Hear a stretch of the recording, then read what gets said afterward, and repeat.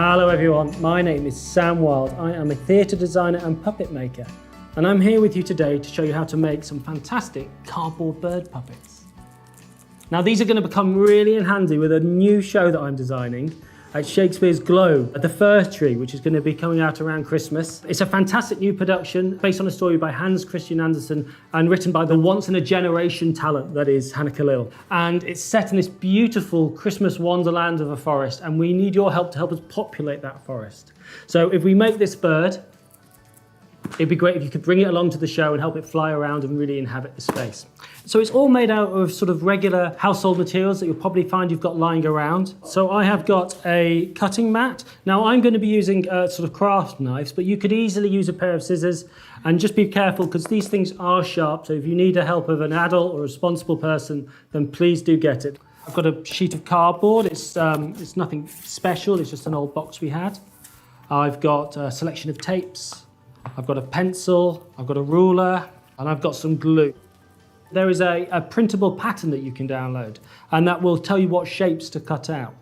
Now, I've already cut mine out ahead of time to draw around. The important thing to remember with it is two things.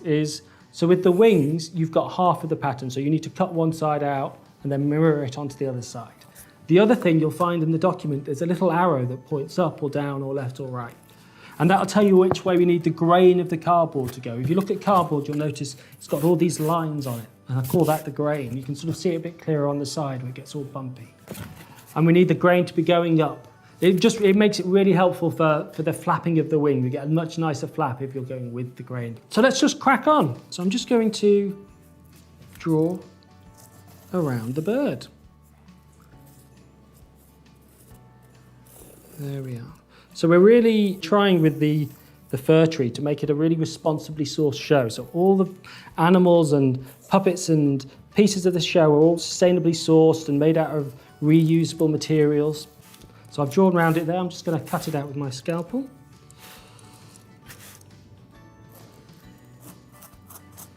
But the world of the show is set in this wonderful forest. And this is one of the reasons we're showing you this, is so that you can make your own animals and come and help us fill that forest with, we're calling them more than humans. There's lots of different animals in the show.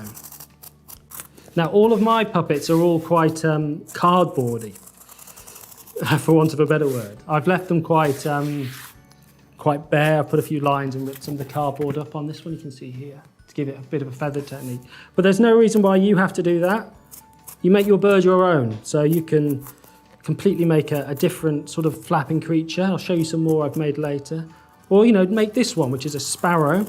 Just cover it in tape or paint and just really make it your own. It'll be a really vibrant and beautiful thing. Here we are. So I'll just get rid of that. So there we are. So there's our bird. And what I'm going to do here is I'm just going to find where I want the flap to be, and I'm just folding it up and folding it down. You can't really make that loose enough. So up and down, up and down, and up and down. And you can already see how it's going to work. So this little fella I've attached to a stick, a bit of dowel. This one, I'm not going to do that. I'm going to make it slightly differently. So you'll find that this piece I'm cutting now is not on that pattern that I mentioned, but it's a strip of cardboard, and I've cut it with the grain going this way, which will mean that I can bend it a lot better.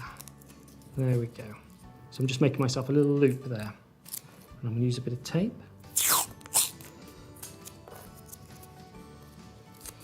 And I'm going to tape that together. See what I've done there? I've just taped that up. And I'm going to use a tiny, tiny bit of glue, just attaching that to the body of the bird. I'm just going to push that down, just hold it down for a moment. There we are. As soon as you've got that done, that gives me my bird. So as you can see, I'm just gonna fold that up a bit, give that a bit more shape. And that is my bird. Now, as I say, you can hold it in your hand, or you can put it on a stick if you fancy. There are lots of other shapes you can use on that pattern as well. And if you follow the instruction booklet, you'll be able to make the actual bird that we use in the show. So with a head and a beak and a sparrow. It's all very simple, all made out of the same materials, using the same equipment. There we go, that one. And you know, why stop there? You could make a much larger creature. This one's a crow, much bigger in scale. And I've also put a bit of paint on this one. If you don't want to make that one, why not try a bat? There we are. Or my daughter's personal favourite, the butterfly. There we go. And if you don't want to do that, you can do hand one. I've got a little dragonfly you could try. And if none of those, if a flapping creature doesn't take your fancy, why not make yourself a little costume and be one of the more than humans in our show.